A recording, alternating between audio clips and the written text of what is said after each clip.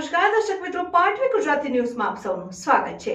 સમાચાર આવી રહ્યા છે કે વિકસિત ભારત સંકલ્પ યાત્રા રથ જંબુસર ખાતે આવી પહોંચતા ભવ્ય સ્વાગત કરાયું। સરકારની વિવિધ યોજનાઓના અમલીકરણ માટે રાજ્ય સરકાર પ્રયત્નશીલ છે અને તેનો લાભાર્થીને લાભ મળી રહે તે માટે વિકસિત ભારત સંકલ્પ યાત્રા રથ જંબુસર S&IC હાઈસ્કૂલ ખાતે આવી પહોંચતા પ્રમુખ ઉપપ્રમુખ સહિત ભવ્ય સ્વાગત કરાયું। ભારત સરકાર દ્વારા જનમાનસ સુધી પ્રજા કલ્યાણકારી યોજનાઓનો વ્યાપ તમામ લાભાર્થી નાગરિકો સુધી પહોંચાડવા અને યોજનાઓની જાગૃતિ ફેલાવવા વિકસિત ભારત સંકલ્પ યાત્રાનું આયોજન કરાયું હતું। રાજ્ય અને ભારત સરકારની તમામ યોજનાથી માહિતગાર બને અને યોજનાઓનો લાભ લાભાર્થી સુધી પહોંચે તેવા શુભ આશયથી ઠેર ઠેર યાત્રા રથ પહોંચે છે, જે અંતર્ગત જંબુસર નગરપાલિકા S&IC ખાતે આ રથ આવી પહોંચતા નગરપાલિકા પ્રમુખ અમીષાબેન શાહ, ઉપપ્રમુખ સુરેશભાઈ ખારવા સહિતનાઓએ ભવ્ય સ્વાગત કર્યું ને આ પ્રસંગે ધારાસભ્ય DK સ્વામી, પ્રાદેશિક કમિશનર TD કાપડિયા, પ્રાંત અધિકારી મહેશભાઈ પટેલ, શહેર પ્રમુખ ચંદ્રકાંતભાઈ પટેલ, મહામંત્રી પંકજભાઈ પટેલ, CO મનન ચતુર્વેદી સહિત ઉપસ્થિત રહ્યા હતા અને ઉપસ્થિતોના હસ્તે દીપ પ્રાગટ્ય અને પુષ્પગુચ્છ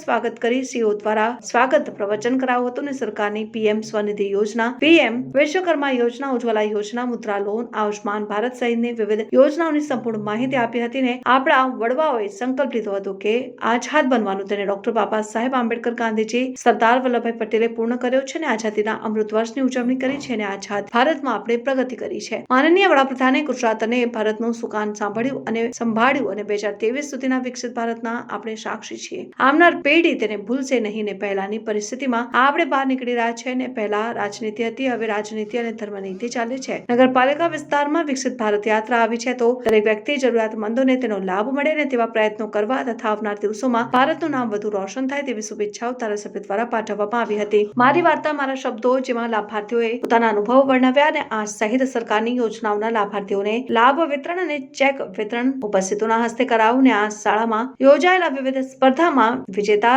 બાળકોને ગિફ્ટ અને પ્રમાણપત્ર આપી સન્માનિત કરાયા। પ્રસંગે નગરપાલિકા સભ્યો, હોદ્દેદારો, ગામ અગ્રણીઓ સહિત હાજર રહ્યા હતા। પાટવી ગુજરાતી ન્યૂઝ સહ તંત્રી મનુભાઈ ગોહિલ।